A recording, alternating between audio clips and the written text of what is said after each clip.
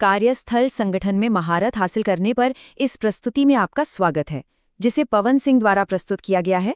संपर्क नंबर है 8141824876। तो चलिए सीधे मुद्दे पर आते हैं और देखते हैं कि कैसे हम इस सारी उथल-पुथल को एक साफ सुथरी व्यवस्था में बदल सकते हैं। अरे हाँ, ये तस्वीरें कुछ जानी पहचानी सी लग रही हैं, है ना? वो एक टूल या फाइल जिसकी तलाश कभी खत्म ही नहीं होती। ऐसा लगता है जैसे वो कहीं गुम हो गया है। और ये रोज रोज का खोजो और पाओ का खेल सिर्फ हमारा कीमती वक्त ही नहीं खाता, बल्कि सच कहूं तो ये टेंशन भी बढ़ाता है। और हाँ, इससे सेफ्टी को भी खतरा हो सकता है। तो बात सिर्फ इतनी नहीं है कि चीजें बिखरी पड़ी हैं, इसकी एक बहुत बड़ी कीमत चुकानी पड़ती है। ये जो अव्यवस्था है ना, ये हमारी सेफ्टी, हमारी प्रोडक्टिविटी और यहाँ तक के पूरी टीम के मोराल पर सीधा असर डालती है। और ये वो छुपी हुई लागतें हैं जिन पर अक्सर हमारा ध्यान ही नहीं जाता। लेकिन अच्छी खबर ये है कि इसका एक सल्यूशन है। जैसे ही हम इस बिखराव को ठीक करते हैं, इसके फायदे तुरंत और जबरदस्त तरीके से दिखने लगते हैं। जरा सोचिए, खतरे कम हो गए, फालतू कामों से हटकर जरूरी काम पर फोकस करने के लिए ज्यादा वक्त मिल रहा है और माहौल एकदम शांत और फोकस्ड है। तो सवाल ये है कि हम इस मंजिल तक पहुंचेंगे कैसे?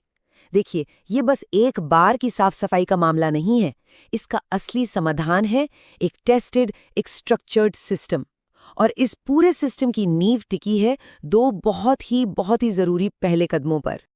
और ये रहा वो सिस्टम। इसे कहते हैं 5S मेथोडोलॉजी।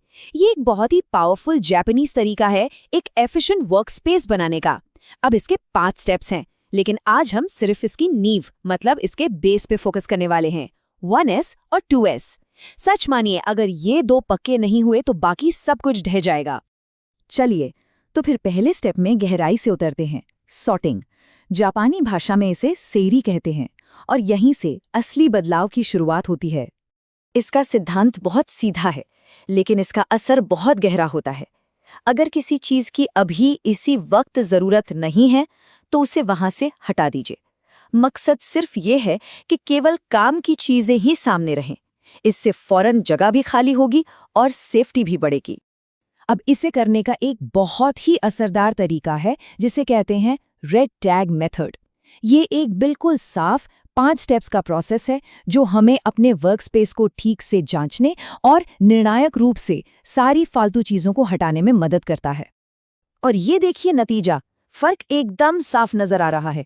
एक तरफ है खतरनाक बिखरा हुआ एरिया और दूसरी तरफ एक बिल्कुल साफ, सुरक्षित और एफिशिएंट माहौल।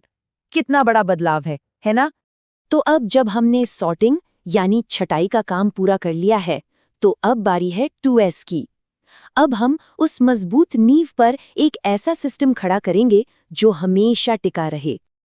और इस दूसरे स्टेप का बस एक ही सुनहरा नियम है जिसे सेट इन ऑर्डर कहते हैं। और वो नियम है हर चीज के लिए एक जगह और हर चीज अपनी जगह पर। इसका मकसद भी बिल्कुल सीधा है। चीजों को ढूंढने में जो कीमती वक्त बर्बाद होता है, उसे पूरी तरह से खत्म कर देना। और ये होगा कैसे? एक लॉजिकल, एक विजुअल सिस्टम बनाकर, जहां कोई भी चीज ढूंढना और उसे वापस रखना बच्चों का खेल हो। इसका एक बेहतरीन और बहुत ही पावरफुल उदाहरण है शैडो बोर्ड। बस एक नज़र में पता चल जाता है कि कौन सी चीज़ अपनी जगह पर नहीं है। इससे अकाउंटेबिलिटी और ऑर्गेनाइजेशन दोनों अपने आप ही बेहतर हो जाते हैं। अब जरा जमीन पर देखिए, ये जो फ्लोर मार्किंग है, ये हमारे माहौल को सेफ्टी और काम के फ्लो के हिसाब से डिजाइन करती है। ये साफ साफ बताती है कि चलने का रास्ता कहाँ है, सामान कहाँ रखना है, मतलब हर चीज की अपनी एक तय जगह। और आखिर में ये स्टैंडर्डाइज्ड लेबल्स, ये अंदाजा लगाने वाले काम को ही खत्म कर देते हैं।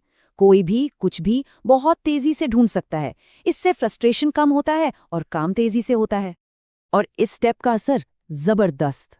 अब हम चीजें ढूंढने में वक्त बर्बाद नहीं करते, बल्कि काम करने में वक्त लगाते हैं। हर वो सेकंड जो पहले ढूंढने में जाता था, अब वो वैल्यू ऐड करने में लगता है। तो हमने सॉर्ट भी कर लिया और सेट इन ऑर्डर भी। काम खत्म, सही? जी नहीं, बिल्कुल नहीं। अब आता है सबसे जरूरी हिस्सा, इस व्यवस्था को बनाए रखना। इस सिस्टम को टिकाए रखने के लिए बस 4 आसान लेकिन बहुत पावरफुल आदतें अपनानी है। सिर्फ ज़रूरी चीज़ें रखना, टूल्स को इस्तेमाल के तुरंत बाद वापस रखना, इस ऑर्गेनाइज स्टेट को ही अपना स्टैंडर्ड बना लेना और कोई भी प्रॉब्लम हो तो उसे रिपोर्ट करना, ये सब रोज़ के डिसिप्लिन की बात है। एक बात हमेशा याद रखनी है, एक ऑर्गेनाइज्ड वर्कप्लेस ही एक सेफ वर्कप्लेस होता है। 1S और 2S सिर्फ साफ सफाई के बारे में नहीं है, असल में ये हादसों को रोकने और बर्बादी को कम करने की बुनियाद है। तो अब जब हम इस चर्चा के अंत में आ गए हैं, तो स्क्रीन पर दिए गए सवाल पर ज़रूर सोचिएगा। लगातार सुधार की शुरुआत हमेशा एक छोटे से कदम से होती है। इस सुरक्षित और ज़्यादा कुशल वर्कप्लेस बनाने की कोशिश में साथ देने के लिए धन्यवाद। यह प्रस्तुति पवन सिंह द्वारा की गई थी।